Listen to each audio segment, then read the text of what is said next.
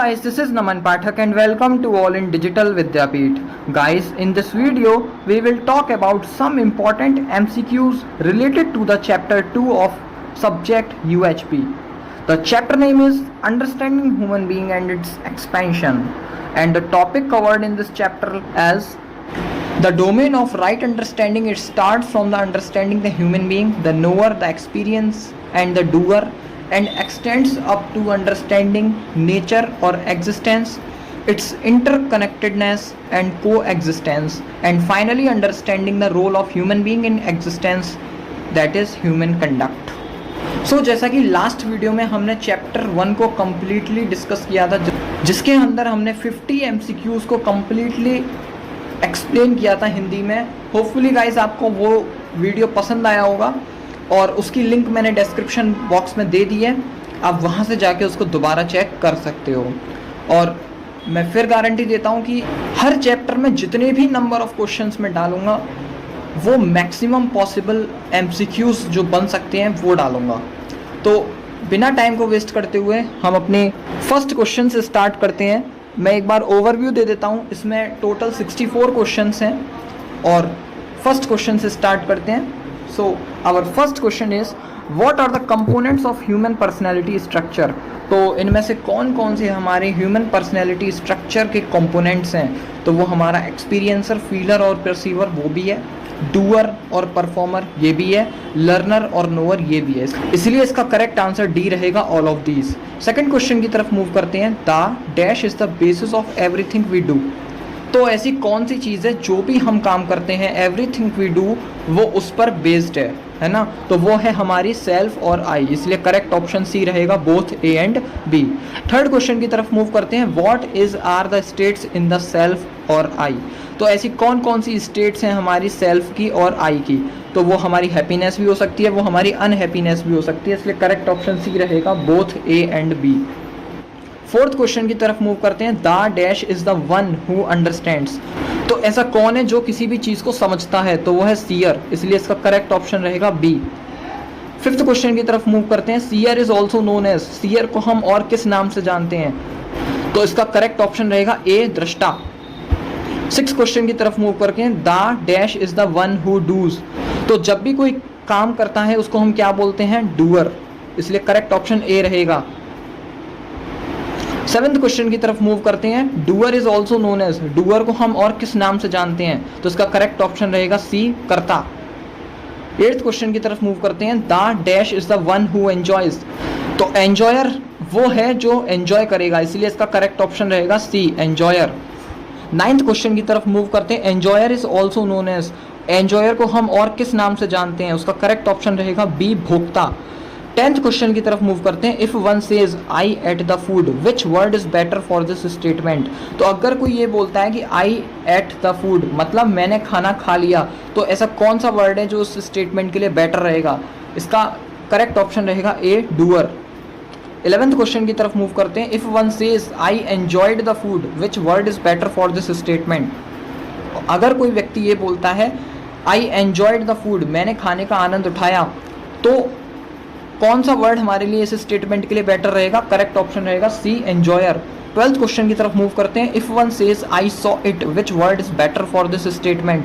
अगर कोई ये व्यक्ति ये बोलता है कि आई सॉ इट मतलब मैंने उसे देखा, तो कौन सा वर्ड हमारे लिए इस स्टेटमेंट के लिए बेटर रहेगा. करेक्ट ऑप्शन रहेगा हमारा बी, सीयर. 13th क्वेश्चन की तरफ मूव करते हैं. Which one aspect that separates human from animals. तो इनमें से ऐसा कौन सा आस्पेक्ट है, ऐसा कौन सी चीज़ है जो किसी भी ह्यूमन बीइंग को एनिमल्स से अलग रखता है. तो इसका करेक्ट ऑप्शन रहेगा सी, लर्नर और नोअर. क्यों? क्योंकि जो एनिमल्स होते हैं वो किसी चीज़ को अपने आप सीखना नहीं चाहते हैं, इसलिए वो लर्नर नहीं है. वो किसी चीज़ को जानना नहीं चाहते हैं. उनके अंदर कोई ऐसी उत्सुकता नहीं आती अंदर से कि मैं इस चीज़ को जानूं, मैं इस चीज़ को सीखूं. लेकिन ऐसा ह्यूमन बीइंग में होता है. इसलिए करेक्ट ऑप्शन सी है इसका. 14th क्वेश्चन की तरफ मूव करते हैं. Life is a series of experience. क्या लाइफ एक एक्सपीरियंस की सीरीज़ है. तो इसका आंसर है ट्रू, ये बात सही है. 15th क्वेश्चन की तरफ मूव करते हैं. In reality we all are just channel और an instrument of doing, not the doer. क्या रियलिटी में हम सिर्फ और सिर्फ जस्ट एक चैनल है या फिर एक इंस्ट्रूमेंट है डूइंग के, ना कि डूअर के। तो ये स्टेटमेंट करेक्ट है, इसलिए इसका ऑप्शन बी सही होगा, statement is true. 16th question की तरफ मूव करते हैं। What are the two kinds of entities in existence? कौन सी दो प्रकार की एंटिटीज हमारी एग्जिस्टेंस में होती हैं? तो वो है हमारी units, nature, all pervasive space. अब देखिए यूनिट्स और नेचर का मतलब एक ही है, ऑल परवेसिव स्पेस ये भी है, इसलिए करेक्ट ऑप्शन डी रहेगा, all of these. 17th question की तरफ मूव करते हैं। Dash are active and dash is inactive. Unit और नेचर हमारे एक्टिव है और ऑल परवेसिव स्पेस हमारा इनएक्टिव है, इसलिए इसका करेक्ट ऑप्शन सी होगा। 18th क्वेश्चन की तरफ मूव करते हैं। What are the characteristics of unit और मैटर? तो यूनिट या फिर मैटर के क्या क्या कैरेक्टरिस्टिक्स हो सकती हैं? Saturated, soaked, encircled, submerged. All of these, correct option रहेगा डी, ऑल ऑफ दीज। क्यों? क्योंकि इसके जो कैरेक्टरिस्टिक हैं मैटर के वो हमारा सैचुरेटेड भी है। सैचुरेटेड का मतलब होता है संपर्क, सोक्ड का मतलब होता है भीगा हुआ, एनसर्कल्ड का मतलब होता है घिरा हुआ, और सबमर्ज्ड भी है, सबमर्ज मतलब डूबा हुआ। 19th क्वेश्चन की तरफ मूव करते हैं। What are the characteristics of space? Space के क्या क्या कैरेक्टरिस्टिक्स हैं? तो वो हमारा ट्रांसपेरेंट भी है, ट्रांसपेरेंट का मतलब होता है पारदर्शी। परमीटिंग का मतलब क्या होता है?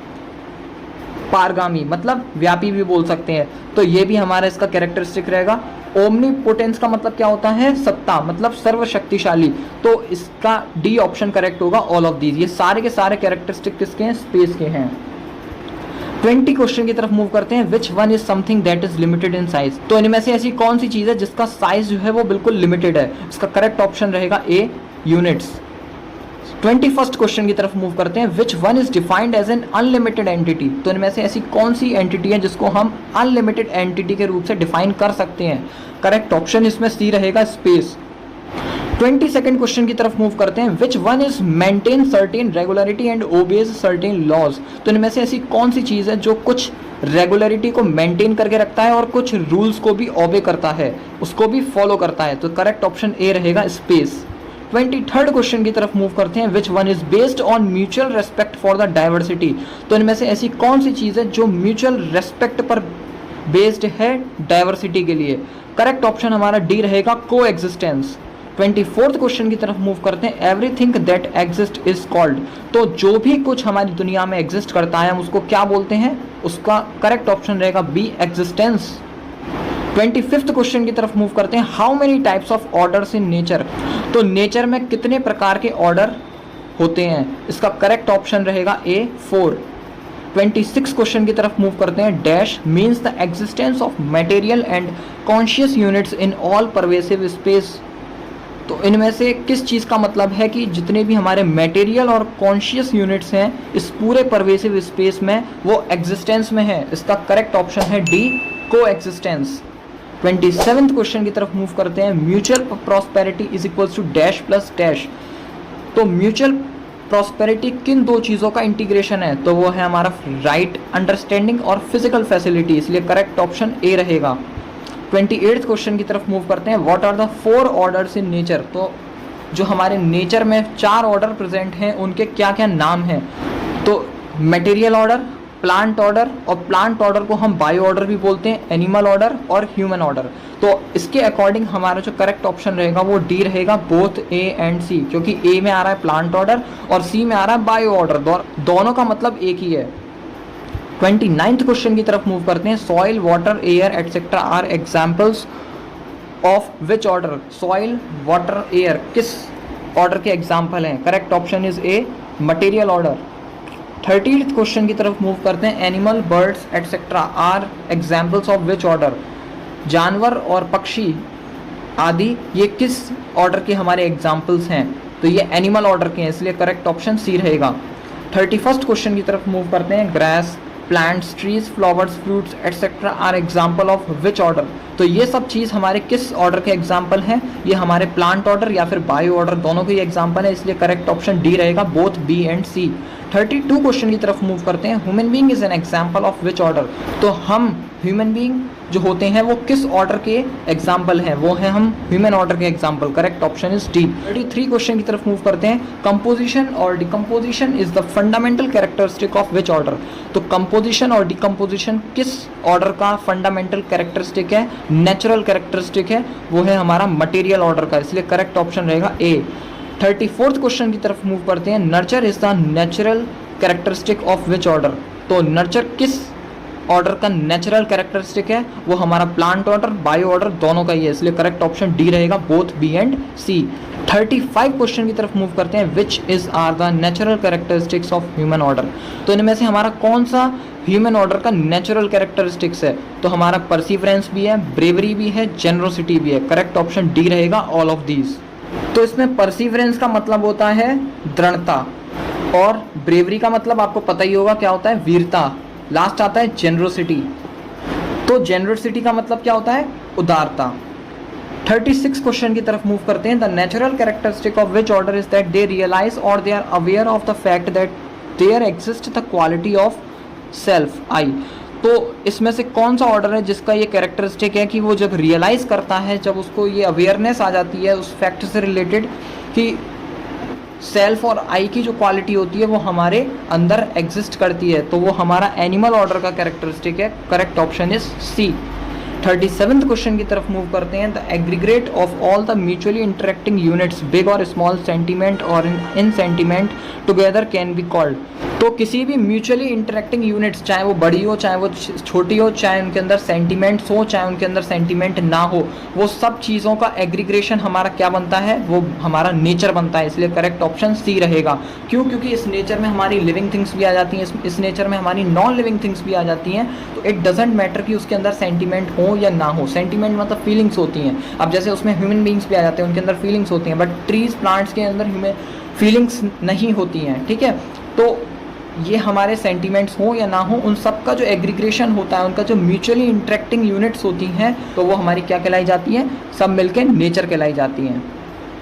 38th क्वेश्चन की तरफ मूव करते हैं। Which one is necessary to solve the problem of global warming and depletion of non renewable natural resource. तो इनमें से कौन सी ऐसी चीज़ है जो किसी भी ग्लोबल वार्मिंग की जो प्रॉब्लम है उसको सॉल्व करने के लिए बहुत ज़रूरी है, और जितने भी हमारे नॉन रिन्यूएबल नेचुरल रिसोर्स का डिप्लीशन हो रहा है उनके लिए ज़रूरी है, तो वो हमारी नेचुरल हार्मोनी है, इसलिए इसका करेक्ट ऑप्शन ए रहेगा।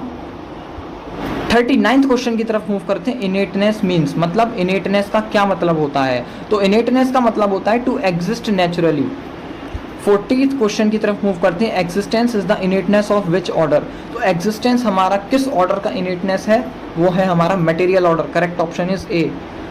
41 क्वेश्चन की तरफ मूव करते हैं। Existence plus growth plus will to be live in I is the innateness of which order. Correct option is C, animal order. 42 question की तरफ मूव करते हैं। Existence plus growth are the innateness of which order. Correct option is B, plant order. अब इस plant order की जगह again bio order भी हो सकता है। 43 क्वेश्चन की तरफ मूव करते हैं। Existence plus growth plus will to be live happiness in I is the innateness of which order. तो correct option is D, human order. 44th question की तरफ मूव करते हैं। The material units are transformable and their composition keeps on changing, which term is best suitable for this statement. अब ऐसी material units होती हैं जो ट्रांसफॉर्मेबल होती हैं, जो एक फॉर्म से दूसरी फॉर्म में ट्रांसफ़र हो सकती हैं, और जो उसका जो कंपोजिशन होता है वो चेंज होता रहता है। तो इस में से ऐसा कौन सा टर्म है जो इस स्टेटमेंट के लिए सूटेबल रहेगा, वो है हमारा ए, गतनशील। 45th क्वेश्चन की तरफ मूव करते हैं। The material unit that do not transform at are complete in composition, which term is best suitable for this statement. अब कुछ ऐसी मटेरियल यूनिट्स होती हैं जो नॉन ट्रांसफॉर्मेबल होती हैं, मतलब जो एक फॉर्म से दूसरी फॉर्म में ट्रांसफॉर्म नहीं हो सकती हैं, नहीं चेंज हो सकती हैं, और जो उनका कंपोजिशन होता है वो भी कंप्लीट होता है। तो इनमें से ऐसी कौन सी टर्म है जो इस स्टेटमेंट के लिए बेस्ट सूटेबल रहेगी, वो है हमारी गतनपूर्ण। Correct option is B. 46 question की तरफ मूव करते हैं। The completion of right understanding in human being, which term is best suitable for this statement.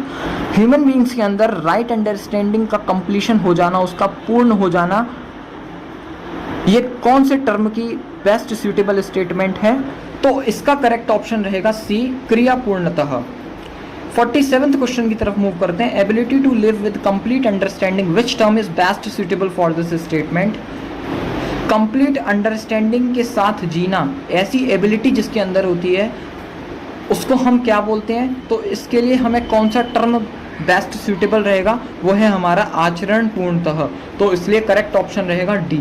48th question की तरफ मूव करते हैं। The dash has the ability to think, imagine, talk, walk, work etcetera. तो इनमें से ऐसी कौन सी चीज़ है जिसके पास एबिलिटी होती है सोचने की, समझने की, बात करने की, वॉक करने की, वर्क करने की और काफ़ी सारे काम करने की, तो वो हमारा करेक्ट ऑप्शन रहेगा डी, क्योंकि सेल्फ, आई, जीवन, तीनों का मतलब एक ही है। 49th क्वेश्चन की तरफ मूव करते हैं। Understanding the self is the knowledge of, खुद को समझने अच्छे तरीके से, ये किस टाइप की नॉलेज कही जाएगी, ये हमारी सेल्फ की नॉलेज, आई की नॉलेज, जीवन ज्ञान की नॉलेज कही जाएगी, इसलिए करेक्ट ऑप्शन रहेगा D, all of these. 50 question की तरफ मूव करते हैं। Body is a matter entity, body क्या एक मैटर एंटिटी है, correct option is A, true. 51st question की तरफ मूव करते हैं। Understanding the knowledge of existence is the knowledge of, correct option is B, अस्तित्व। 52 क्वेश्चन की तरफ मूव करते हैं। The knowledge of human conduct is known as, human conduct की नॉलेज रखने वाले को हम क्या बोलते हैं, मानवीयता पूर्ण आचरण ज्ञान, correct option is A. 53 question की तरफ मूव करते हैं। विच knowledge put together forms the right understanding of existence, तो इनमें से कौन सी चीज़ों की नॉलेज मिलके हमें एक कंप्लीट राइट अंडरस्टैंडिंग बताती है किसी भी एग्जिस्टेंस की, तो वो है हमारी मानवीयता पूर्ण आचरण ज्ञान, अस्तित्व, जीवन ज्ञान, इसलिए इसका करेक्ट ऑप्शन डी रहेगा, ऑल ऑफ दीज। 54 क्वेश्चन की तरफ मूव करते हैं।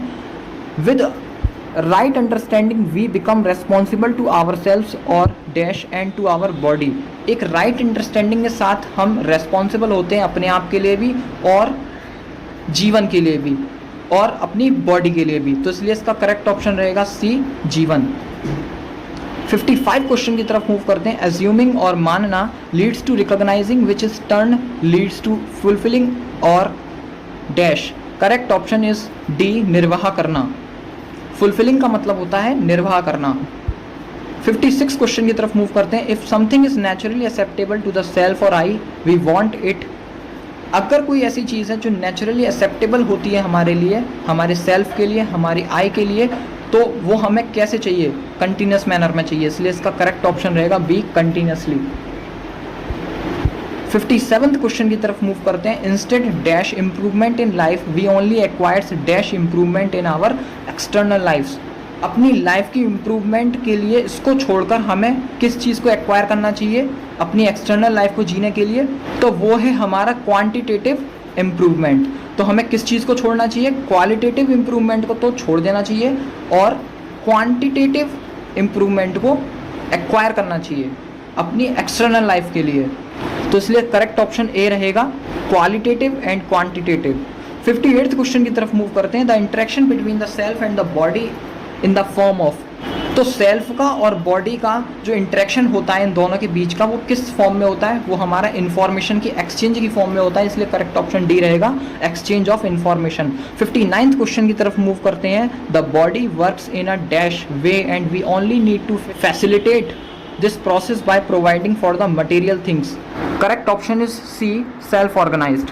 60 क्वेश्चन की तरफ मूव करते हैं। All the activities going on in our body keeps the body fit for use of I so that the body and the eye work in dash as a human being, इसका correct option रहेगा A, synergy, क्योंकि synergy का मतलब होता है cooperation, cooperation का मतलब होता है तालमेल। क्वेश्चन ये बोल रहा है कि जितनी भी हमारी एक्टिविटीज़ होती हैं हमारी बॉडी के अंदर, जिसकी वजह से हमारी जो बॉडी होती है वो फिट रहती है, क्यों, क्योंकि उनको कौन यूज़ करता है, आई यूज़ करता है, हम खुद यूज़ करते हैं, जिसकी वजह से बॉडी और आई दोनों ही हमारे ह्यूमन बीइंग के अंदर एक सिनर्जिक वे में काम करते हैं, मतलब एक क्यूपरेशन वे में काम करते हैं, एक तालमेल के साथ काम करते हैं। 61 क्वेश्चन की तरफ मूव करते हैं। Most of the elements in modern society are due to dash and dash, तो जो हमारी मॉडर्न सोसाइटी के बीमारी के कारण हैं वो कौन कौन से हैं, वो हमारा एडिक्शन है और एक है इंडल्जेंस। एडिक्शन का मतलब किसी चीज़ के लिए एडिक्ट हो जाना और इंडल्जेंस का मतलब है पूरी तरीके से किसी चीज़ में इंडल्ज हो जाना। 62 क्वेश्चन की तरफ मूव करते हैं। Right understanding is that physical facility are meant only for nurturing, correct option is B. 63 question की तरफ मूव करते हैं, जो कि हमारा सेकंड लास्ट क्वेश्चन है इस वीडियो का। The process of accessing our natural acceptance ultimately leads to dash and dash, अगर हम नेचुरल एक्सेप्टेंस की प्रोसेस को एक्सेस कर लेते हैं अपनी लाइफ के अंदर, उसकी वजह से क्या होगा, हमको रियलाइजेशन और अंडरस्टैंडिंग अच्छे से मिल जाएगी। इसलिए करेक्ट ऑप्शन रहेगा D, realisation and understanding. Last question देखते हैं 64। Since desires are in the form of images the activity is dash the power is dash. जैसा कि हमें पता है जितने भी हमारे डिज़ायर्स होते हैं वो हमारी इमेजेस के फॉर्म में होते हैं, जितने भी हमारी इच्छाएं होती हैं वो हमारी इमेजेस की फॉर्म में होती हैं। तो एक्टिविटी किस फॉर्म में होती है और पावर किस फॉर्म में होती है? तो पावर हमारी डिज़ायर की फॉर्म में होती है और जो एक्टिविटी होती है वो हमारी इमेजिनेशन की फॉर्म में होती है। इसलिए the activity is imagine and the power is desire. So hopefully guys आपको ये 64 क्वेश्चंस हैं वो क्लियर हुए होंगे और इसमें कोई भी डाउट नहीं होगा। फिर भी इससे रिलेटेड आपको कोई डाउट रहता है तो आप मेरे को कमेंट कर सकते हैं कमेंट बॉक्स में। और लास्ट में रिक्वेस्ट आपसे यही रहेगी, प्लीज़ वीडियो को लाइक करें, शेयर करें, सब्सक्राइब करें डिजिटल विद्यापीठ चैनल को। और इस वीडियो में हमने चैप्टर 2 को कंप्लीट तरीके से समझ लिया है। जितने भी पॉसिबल MCQs बन सकते थे इस चैप्टर में से वो मैंने इसमें डाल दिए हैं। इसके अलावा भी अगर कोई मुझे अपडेट करना होगा तो वो मैं आपको वीडियो के मीडियम से आपको बाद में करता रहूँगा। लेकिन अभी ये 64 क्वेश्चंस जो हैं ये बिल्कुल ऐसे क्वेश्चंस थे जो इससे बाहर आ ही नहीं सकते। मतलब सारे जितने भी पॉसिबल MCQs बन सकते थे यूनिट 2 में से वो मैंने इसमें डाल दिए हैं। सो होपफुली गाइस आपको ये अच्छा लगा होगा। मिलते हैं नेक्स्ट वीडियो में इसी के साथ यूनिट 3 के साथ। तब तक के लिए bye bye, tata, take care.